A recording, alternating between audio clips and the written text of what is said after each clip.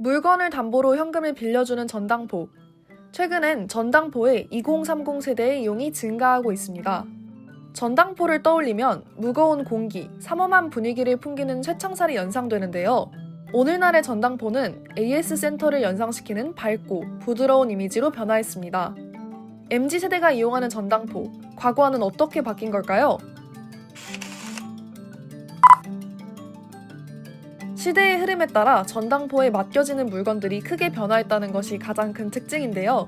명품 시계, 가방, 보석류가 주였던 과거와 달리 젊은 층은 소형 IT 제품, 즉 스마트폰, 카메라, 스마트워치 같은 전자기기를 담보로 급전을 빌리고 있습니다.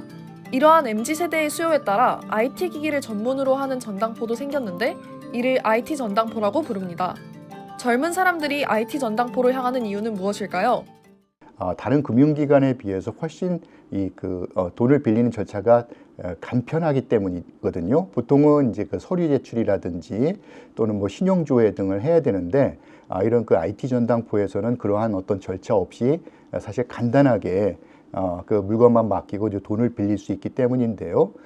이렇게 2030 젊은 세대들이 아무래도 좀 이제 경제적인 그런 어려움을 겪다 보니까 이렇게 급전 마련이 필요하게 되고 그래서 이런 그 IT 제품들을 맡기고 그런 거 자금을 조달하는 그런 일들이 좀 많아지는 것 같습니다.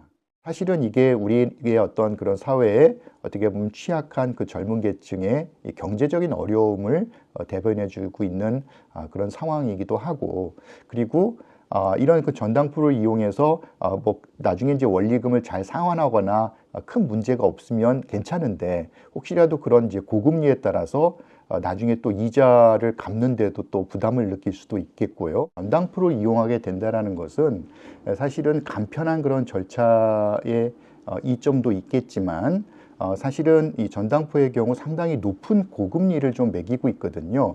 현재 뭐 대부업법에서 정한 그런 최고 금리가 연 20%입니다.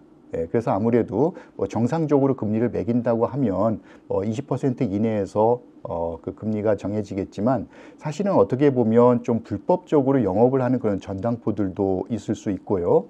그렇기 때문에 상당한 어떤 고금리 피해를 입게 될 가능성이 있다라는 점이 있고 상당히 어떤 그 젊은 층에게 요구되는 어떤 신용 관리나 또는 신용에 대한 어떤 인식 이런 것들이 충분히 좀 잘 쌓일 수 있는 그런 기회가 되지 않는 것 같아서 또 좀 안타까움이 있습니다. 그래서 본인의 어떤 신용에 대한 인식이라든지 신용 관리의 중요성에 대한 것은 너무나도 중요한데 오히려 이렇게 쉽게 돈을 빌릴 수 있다라는 거에 자꾸 노출되다 보면 어떤 신용의 중요성이라든지 그리고 이 금융기관을 더 바람직하게 이용할 수 있는 어떤 그런 그 건전한 그런 금융생활 이런 거에 있어서는 상당히 좀 부정적인 그런 영향들이 미쳐지지 않을까 그런 우려도 좀 갖게 됩니다.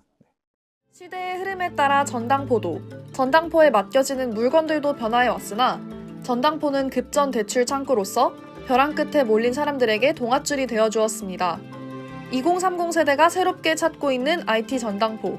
돈이 없는데 대출을 끌어다 쓰는 2030 세대의 안일한 소비 습관을 시사하는 지표일까요? 아니면 고금리 고물가로 인해 고통받는 청년층의 마지막 발버둥일까요? 여러분은 어떻게 생각하시나요?